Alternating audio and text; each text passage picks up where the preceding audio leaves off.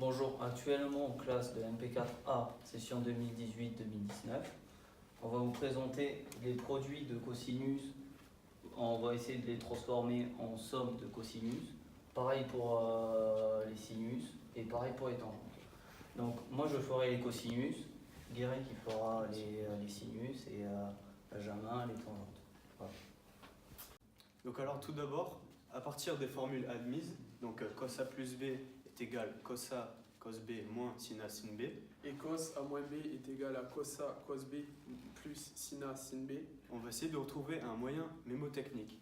Donc on peut voir que le cosinus est à la fois menteur et raciste. En effet, donc on peut voir qu'il est tout d'abord menteur parce qu'il passe du signe positif au signe négatif. Et aussi on peut dire qu'il est raciste car il ne mélange pas les cos et les sines comme on peut voir ici, ainsi qu'ici. Je vais vous montrer comment démontrer la première formule. Donc pour la démonstration 1, on va utiliser ces formules admises, le cos A plus B et le cos A moins B. Donc ce que j'ai déjà fait, c'est cos A plus B plus cos A moins B. Donc j'ai utilisé ces deux formules, je les ai additionnées et j'ai fait ça sur une somme comme ça. Ça fait cos A cos B moins sin A sin B plus cos A cos B plus sin A sin B. Donc là, ce qu'on peut voir là-dessus, on peut les supprimer parce que les sinus s'annulent. Donc ça fait clac, clac, c'est fini. Et donc là, on peut les additionner. Donc ça fait 2 cos A cos B. Et sachant qu'on veut savoir cos A cos B, donc il faut tout simplement le diviser par 2.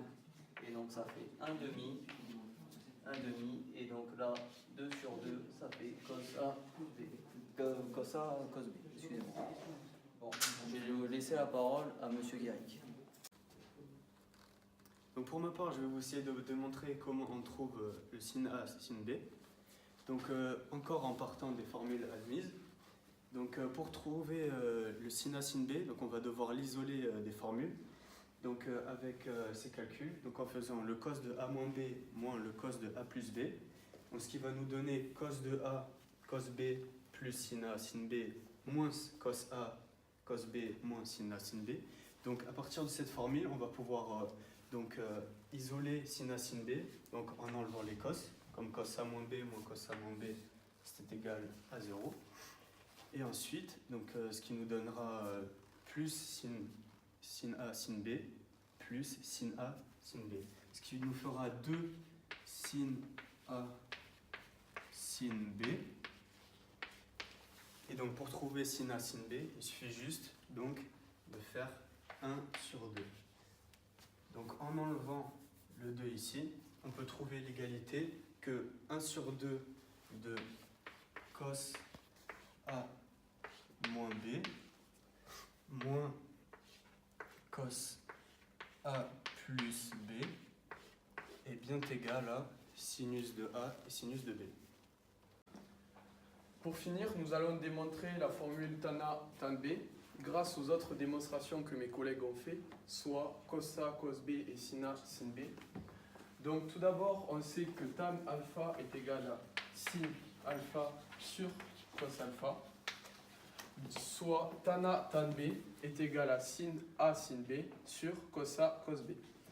Donc nous savons tout d'abord que le quotient de 1,5 par 1,5 fait 1, donc nous pouvons le barrer. On obtient alors cos A moins B moins cos A plus B sur cos A plus B plus cos A moins B.